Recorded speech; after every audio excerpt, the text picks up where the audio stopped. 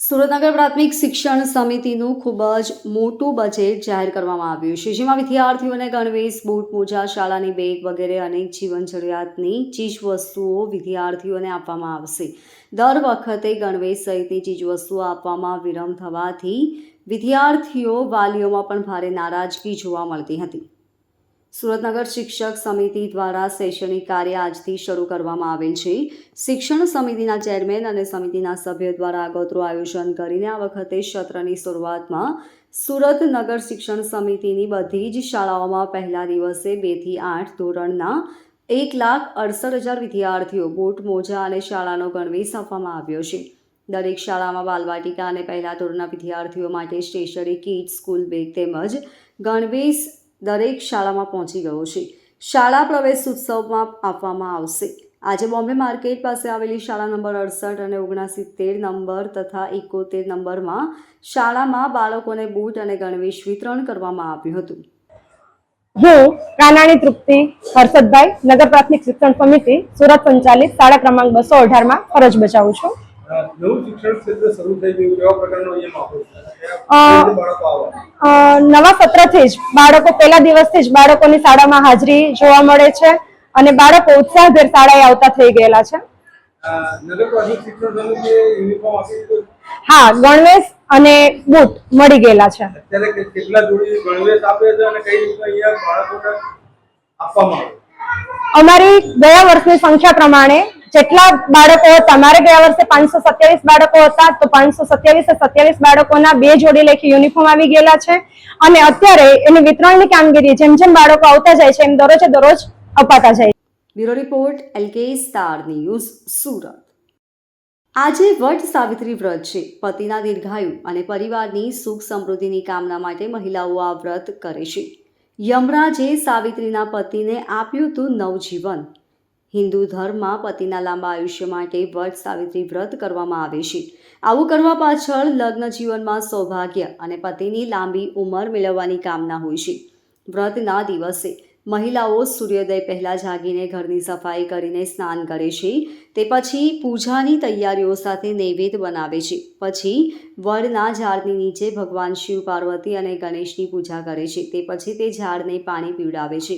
પછી ઝાડ ઉપર નાળાછડી બાંધે છે. શ્રદ્ધા પ્રમાણે કેટલીક મહિલાઓ 11 અથવા 21 વાર ઝાડની પરિક્રમા સાથે સૂતરના દોરો લપેટે છે.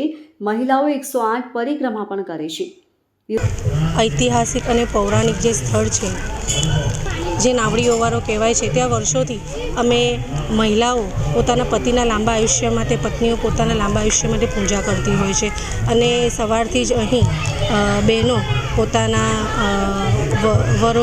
પતિઓ છે એની પૂજા કરીને અહીં વડના ફેરા ફરીને પોતાના પતિના લાંબા આયુષ્ય માટે પૂજા કરતી હોય છે.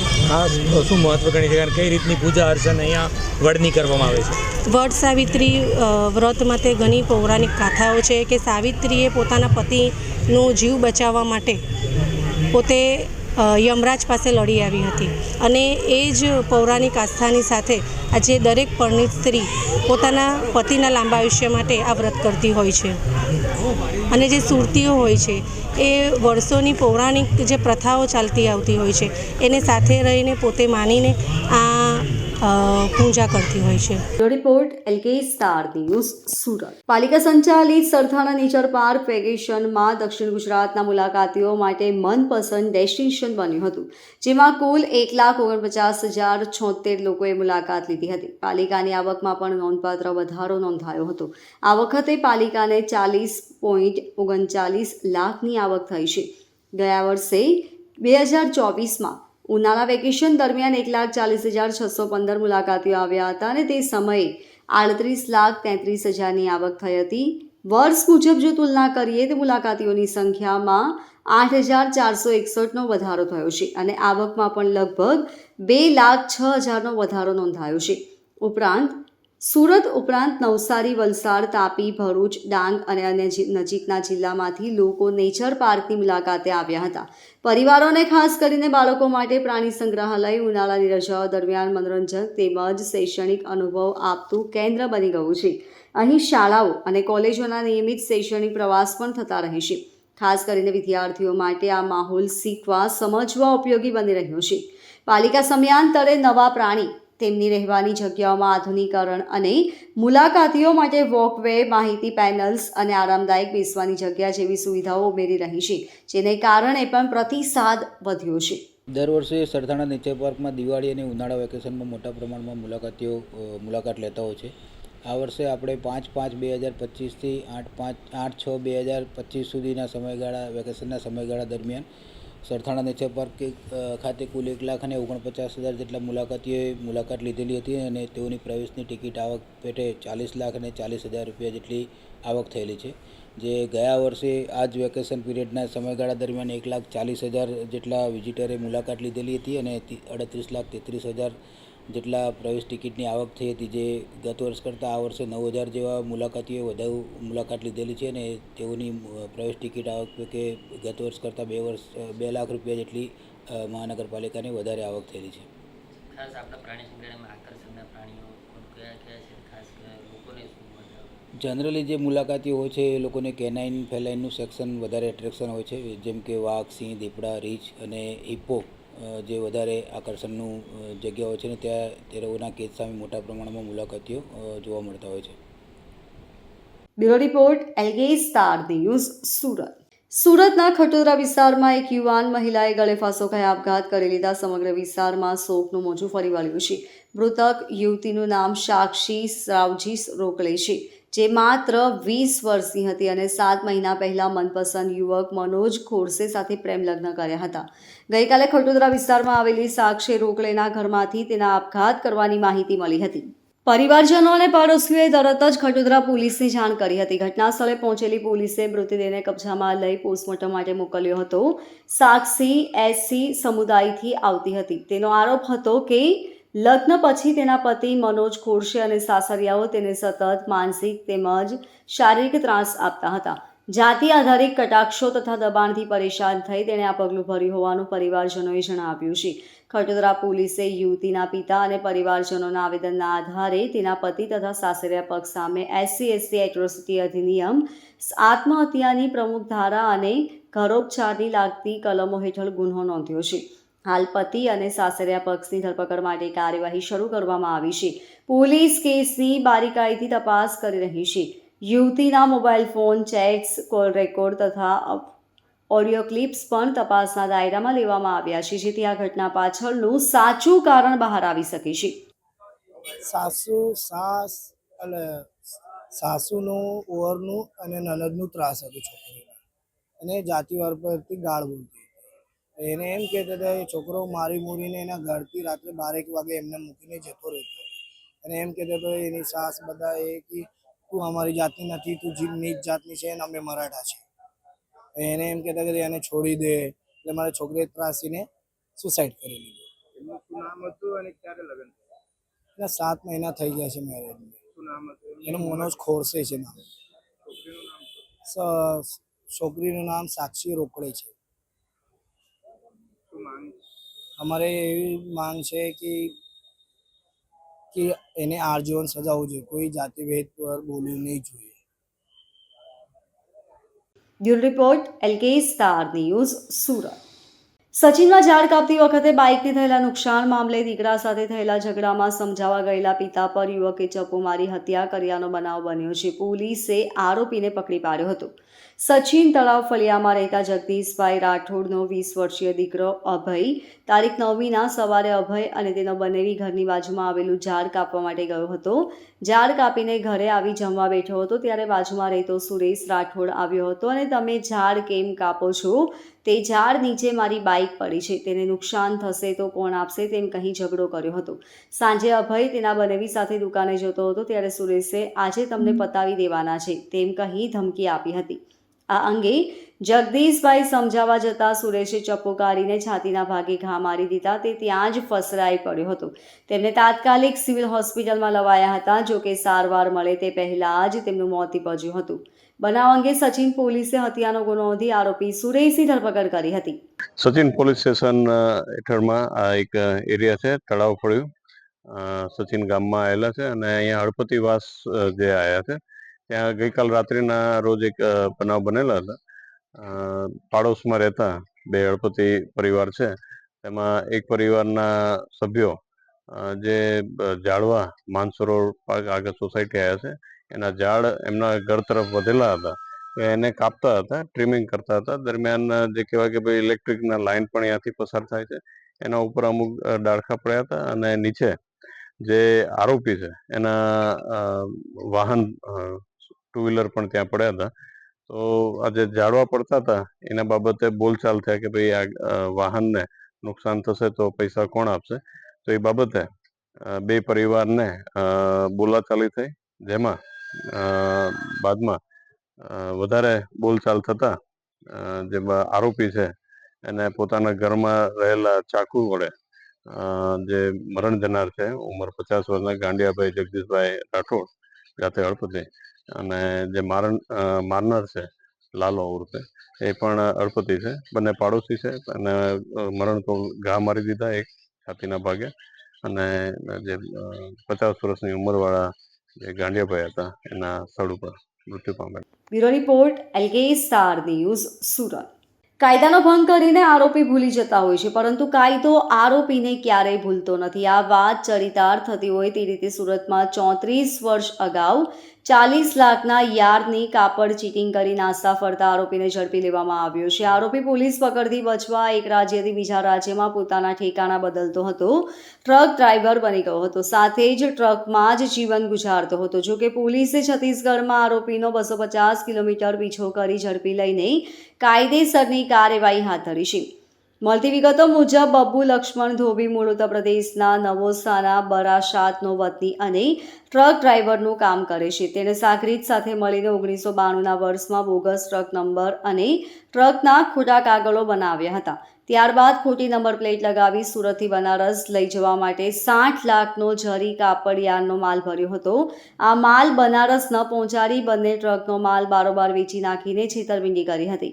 60 લાખની છેતરપિંડી કરીને આરોપી ગાયબ થઈ ગયો હતો. પોલીસ એનું પગેરું દબાવવા કોશિશ કરતી હતી, પરંતુ આરોપીનું લોકેશન અવારનવાર અલગ અલગ રાજ્યો ઓડિશા, છત્તીસગઢ, મધ્યપ્રદેશ, ઉત્તર પ્રદેશ જેવા રાજ્યોમાં ફરતો જણાતો હતો. પત્નીના મૃત્યુ બાદ ઉત્તર પ્રદેશ છોડીને મધ્યપ્રદેશમાં રહેતો હતો. દીકરાને વતનમાં રાખ્યા હતા. તેણે વર્ષમાં એકવાર મળવા જતો હતો. પોતે રસોઈ જાતે બનાવી અને કાં તો ટ્રકને જ ઘર બનાવી દીધું હતું. સાથે ડ્રાઈવર તરીકે કામ કરતો હતો. પોલીસે આરોપીની પૂર્ણ બાતમી મેળવીને આખરે ટ્રકનો 250 કિલોમીટર પીછો કર્યો હતો.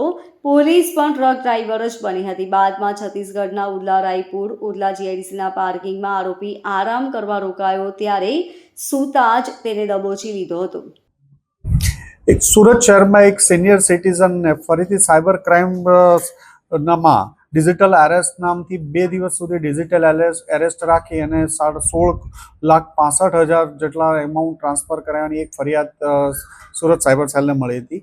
આ અનુસંધાને સુરત સાયબર ક્રાઇમની ટીમ દ્વારા ભાવનગરથી 3 વ્યક્તિઓની ધરપકડ કરવામાં આવી છે, જેમાં રાજુ ભરતભાઈ ઉર્ફે રાજુ ભીખાભાઈ પરમાર, કિશન કુમાર દિગંબર સન ઓફ દિગંબરભાઈ પટેલ અને પરમવીરસિંહ ઉર્ફે આસુ સત્તામસિંહ ટાક, આ 3 લોકોની ધરપકડ કરવામાં આવી છે.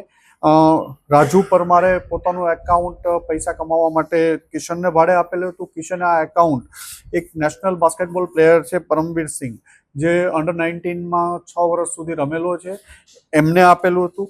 અને આને પરમવીરસિંહની ધરપકડ થતાં એમની પાસેથી અલગ અલગ બેંકોની 11 જેટલી ચેકબુકો, 4 જેટલી પાસબુકો, અલગ અલગ ડેબિટ કાર્ડ 15 જેટલા મળ્યા છે. અને આ એકાઉન્ટ્સો ઉપર અત્યાર સુધી વેરીફાઈ કરતા 40થી વધુ NCCRP પોર્ટલ ઉપર ફરિયાદ છે. આમ જે એક સિનિયર સિટીઝનને તમારા એકાઉન્ટમાં 2.5 કરોડ જેટલો ફ્રોડ થયો છે, મની લોન્ડરિંગનો કેસ થશે એવી ધમકી આપી 2-2.5 દિવસ સુધી આ લોકોને સિનિયર સિટીઝનને ડિજિટલ એરેસ્ટ કરવાના નામે એમની પાસેથી 16.5 લાખ રૂપિયાનો ફ્રોડ થયો હતો. આ લોકોની 3ની ધરપકડ કરી અને વધુ આગળ તપાસ ચાલુ છે. ફરીથી એકવાર તમામને અપીલ કરીએ છીએ કે કોઈ પણ CBI, પોલીસ, ED કોઈ પણ ના નામે અને ડિજિટલ એરેસ્ટ જેવો કોઈ વર્ડ્સ પણ નથી, કોઈ પોલીસ આવી ધરપકડ કરતી નથી. એટલે ક્યારે પણ આવો ભોગ બનવો નહીં, અને ભોગ બનો તો તાત્કાલિક 1930 ઉપર ફોન કરો અથવા નજીકની સાયબર સેલ અથવા પોલીસ સ્ટેશનનો સંપર્ક કરવા ફરીથી અપીલ કરીએ છીએ. આ 2 સેકન્ડ સ્ટાન્ડર્ડથી બાસ્કેટબોલ રમતો હતો અને 2019 સુધી અંડર-19માં નેશનલ પ્લેયર તરીકે રમેલો હતો. એની જે ઇનિશિયલ કેરિયર હતી બાસ્કેટબોલ પ્લેયર તરીકે, નેશનલ કેમ્પમાં, ઇન્ટરનેશનલ કેમ્પમાં પણ 2 વાર સિલેક્ટ થયો હતો, પણ પછી ફાઇનલ રમેલો ન હતો. એ 10th સુધી ભણી અને ભણવાનું છોડી દીધું હતું, કોઈ કામ ધંધો કરતો નહોતો, બેકાર હતો અને આ સાયબર ક્રાઇમ ફ્રોડ કરવામાં લાગી ગયો હતો છેલ્લા 4 માસથી. એના ફાધર લોયર છે, પણ ફાધર મધર અલગ રહે છે અને વર્ષોથી ભાવનગર જ રહે છે એના મધર સાથે. પરમવીર સિંહ આ જે એકાઉન્ટ્સો જે રાજુ અને કિશન પાસેથી મેળવી અને એમાં સાયબર ક્રાઇમમાં આગળ એક જે વોન્ટેડ આરોપી છે એને સાથે મળી એમાં પૈસા ટ્રાન્સફર કરી વિડ્રો કરતા હતા. ના, ડિજિટલ એરેસ્ટ કરવામાં ડાયરેક્ટ એમનો રોલ એ રીતે નથી, પણ જે મની વિડ્રોમાં અને એ ચેનમાં એ લોકો સામેલ છે.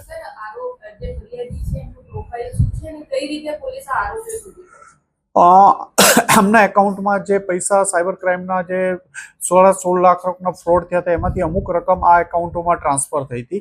એના આધારે રાજુ પરમારને પકડવામાં આવ્યો, જે એકાઉન્ટ હોલ્ડર હતો.